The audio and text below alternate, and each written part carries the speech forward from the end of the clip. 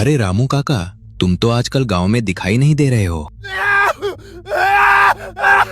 उस रात चंडीपुर में किसी ने चीख सुनी, लेकिन जब लोग पहुंचे वहां कोई नहीं था। सिर्फ जमीन पर पड़ा था एक कपड़े का पुतला जिसकी छाती में धंसी थी, खून से सनी सुई। और उसी वक्त गांव का एक आदमी तड़प तड़प कर मर गया। चंडीपुर पहाड़ों के बीच बसा एक शांत गांव, जहां पिछले कुछ दिनों से अजीब घटनाएं होने लगी थीं। गांव के लोग एक एक करके बीमार पड़ रहे थे और डॉक्टर कोई वजह नहीं समझ पा रहे थे। इसी रहस्य की जांच के लिए पत्रकार विक्रम चंडीपुर पहुंचा। चंडीपुर में कदम रखते ही विक्रम को कुछ अजीब महसूस हुआ। गांव में असामान्य सन्नाटा पसरा हुआ था। थोड़ी देर बाद उसे पता चला, पिछले कुछ दिनों से गांव के लोग अचानक बीमार पड़ रहे थे। बीमारी भी अजीब थी, न किसी को तेज बुखार, न कोई घाव। फिर भी लोग धीरे धीरे कमजोर होते जा रहे थे। पहले एक बुजुर्ग बीमार पड़े, फिर अगले दिन एक युवक, और उसके बाद एक ही परिवार के 2 लोग अचानक बिस्तर पर गिर गए। डॉक्टरों को बुलाया गया, जांच हुई, लेकिन कोई वजह सामने नहीं आई। गांव वालों के चेहरे पर डर बढ़ता जा रहा था।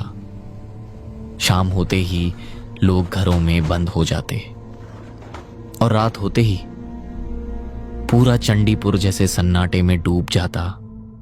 विक्रम समझ गया, यह सिर्फ बीमारी नहीं है, इसके पीछे कोई गहरा रहस्य छिपा हुआ है। धीरे धीरे विक्रम ने गांव वालों से बात करनी शुरू की, लेकिन कोई भी खुलकर कुछ बताने को तैयार नहीं था। लोग नजरें चुरा रहे थे, जैसे किसी अनदेखे डर ने सबको जकड़ रखा हो। विक्रम ने एक आदमी से पूछा, सब लोग इतने डरे हुए क्यों हैं? कोई तो बताए क्या हो रहा है? आदमी ने इधर उधर देखा, फिर धीरे से बोला, साहब, आप बाहरी हैं, आप नहीं समझेंगे। विक्रम ने फिर कहा, कोई तो वजह होगी, लोग अचानक बीमार कैसे पड़ रहे हैं? आखिरकार काफी पूछने के बाद वही आदमी थोड़ा झुककर फुसफुसाया, ये बीमारी नहीं है, ये प्रकोप है। विक्रम ने चौंक कर उसकी तरफ देखा। किसका प्रकोप? तभी पास खड़ी एक बुजुर्ग औरत ने कांपती आवाज में कहा, ये सब बाबा भैरव का काम है। ये नाम सुनते ही आसपास खड़े लोग अचानक चुप हो गए। कुछ ने तुरंत नजरें झुका ली, तो कुछ घबराकर वहां से हट गए। विक्रम ने पूछा, कौन है ये बाबा? कुछ पल सन्नाटा रहा, फिर औरत ने फुसफुसाते हुए कहा, वो गांव से दूर पहाड़ की गुफा में रहता है और जो उससे टकराता है वो बचता नहीं। अब विक्रम समझ चुका था, इस रहस्य की डोर सीधे बाबा भैरव तक जा रही थी। उस रात विक्रम गांव की एक पुरानी चाय की दुकान पर बैठा हुआ था। आसमान में बादल छाए थे और हवा में ठंडक बढ़ती जा रही थी। दुकान में टंगी एक पुरानी लालटेन की रोशनी झिलमिला रही थी और आसपास बैठे लोग धीमी आवाज में बातें कर रहे थे। तभी एक बुजुर्ग आदमी धीरे धीरे उठकर विक्रम के पास आया। उसका नाम रामदीन था। चेहरे पर झुर्रियां और आंखों में साफ डर दिखाई दे रहा था। वह विक्रम के करीब झुका और फुसफुसाते हुए बोला, विक्रम बाबू, आप बाहरी आदमी हैं, इसलिए कह रहा हूँ, उस गुफा की तरफ मत जाइए।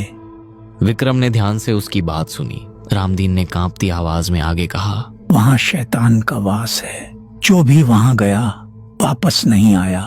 भैरव बदला लेना चाहता है।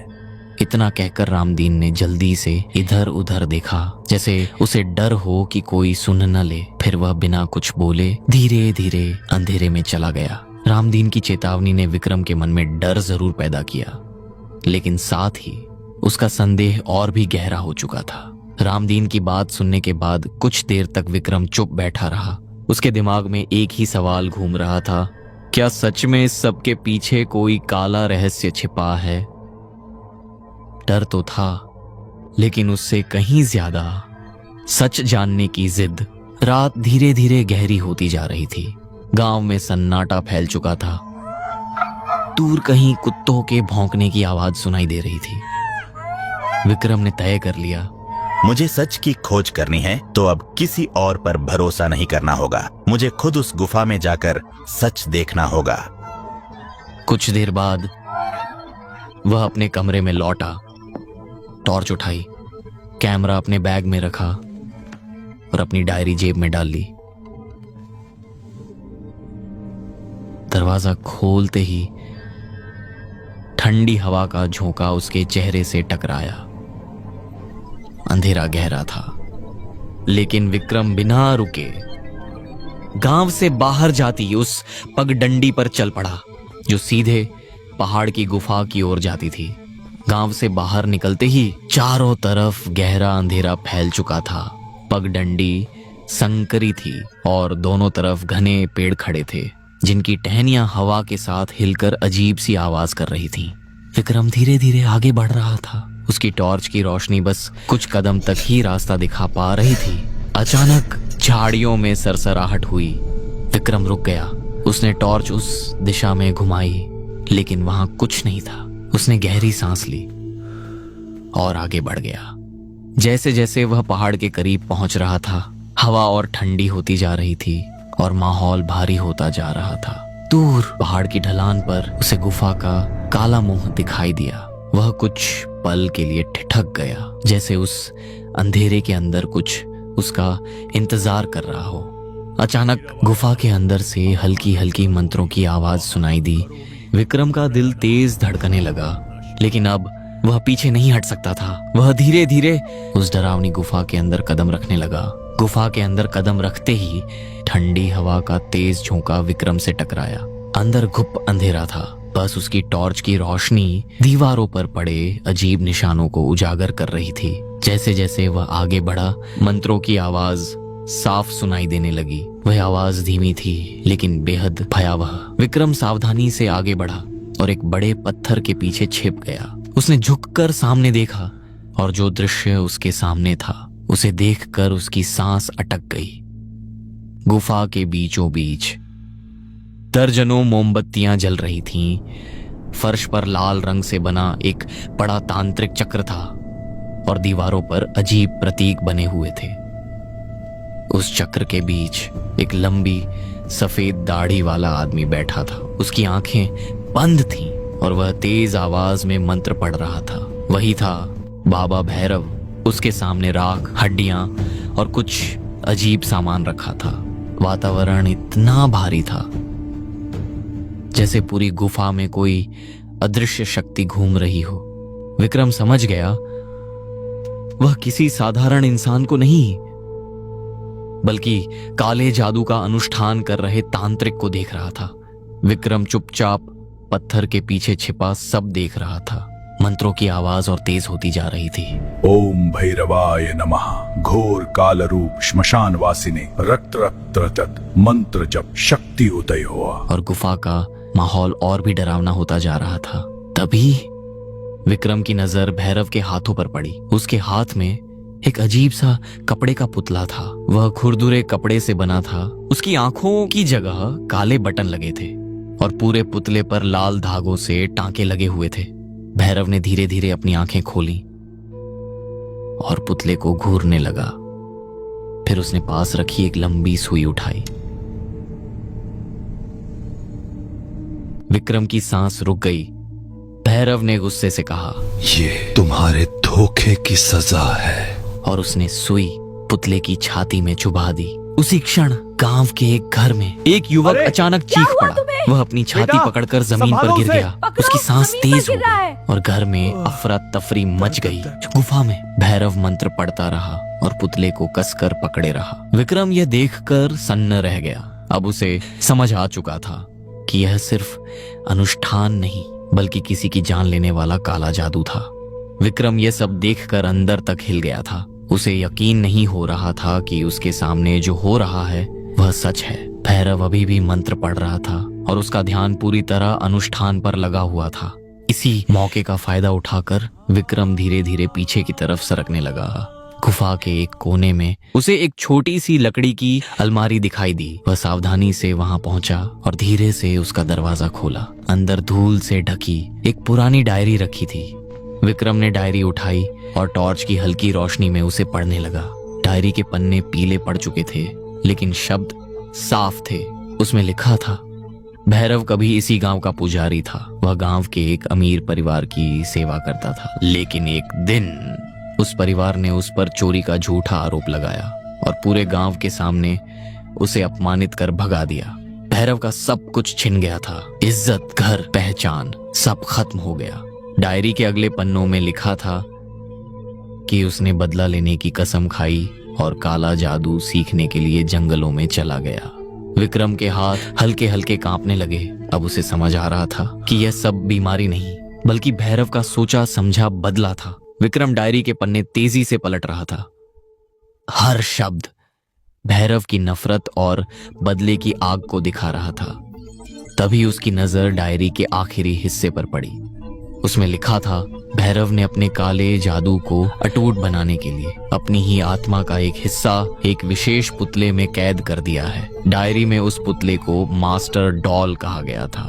लिखा था, जब तक वह मास्टर डॉल सुरक्षित रहेगा, भैरव का जादू कोई नहीं तोड़ पाएगा और उसे हराना लगभग नामुमकिन होगा।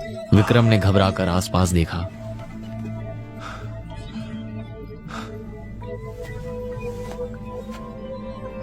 गुफा के एक कोने में उसे कई और कपड़े के पुतले दिखाई दिए, कुछ छोटे, कुछ बड़े, और सब एक साथ रखे हुए थे। उसका दिल तेजी से धड़कने लगा। उसे समझ आ गया, इनमें से ही कोई एक। इनमें से कौन सा है मास्टर डॉल? तभी पीछे से मंत्रों की आवाज अचानक और तेज हो गई। भैरवाय नमः अवहानम करोमि रुद्रय नमः शत्रु नशीय। और विक्रम को एहसास हुआ कि उसके पास समय बहुत कम बचा है। विक्रम की नजर तेजी से उन पुतलों पर घूम रही थी। उसका दिल जोर जोर से धड़क रहा था। उसी वक्त भैरव की आवाज अचानक गूंज उठी।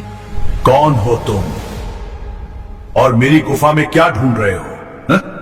तुम्हारी हिम्मत कैसे हुई यहां आने की? विक्रम ने पीछे मुड़कर देखा। भैरव खड़ा था। गुफा का माहौल अचानक और भारी हो गया। मोमबत्तियों की लौ तेजी से कांपने लगी। भैरव ने हवा में हाथ घुमाया और विक्रम को महसूस हुआ जैसे कोई अदृश्य ताकत उसे रोक रही हो। तभी भैरव ने एक और सुई उठाई और एक पुतले की आंख में चुभा दी। उसी क्षण गांव में रोहन की चीख गूंज उठी। उसकी नजर धुंधली होने लगी।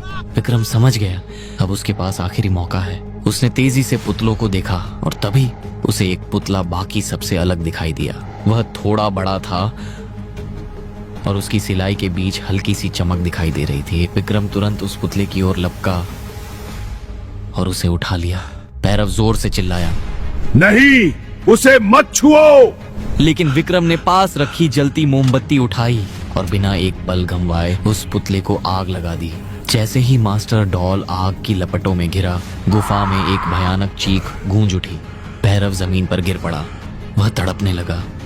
उसकी आवाज दर्द से भर गई थी। मोमबत्तियां एक एक करके बुझने लगी और गुफा की दीवारें कांपने लगी। भैरव का चेहरा धीरे धीरे काला पड़ने लगा।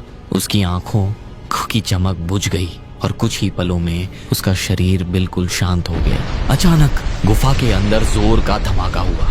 पत्थर गिरने लगे और गुफा ढहने लगी। विक्रम तेजी से बाहर की ओर भागा और किसी तरह बाहर निकल आया। उधर गांव में रोहन की सांस सामान्य हो गई। उसकी आंखों की रोशनी वापस आ गई और बाकी बीमार लोग भी धीरे धीरे ठीक होने लगे। सुबह होते ही विक्रम ने गांव वालों को सारी बात बताई। गांव में फिर से शांति लौट आई, लेकिन आज भी लोग उस गुफा में जाने से डरते हैं।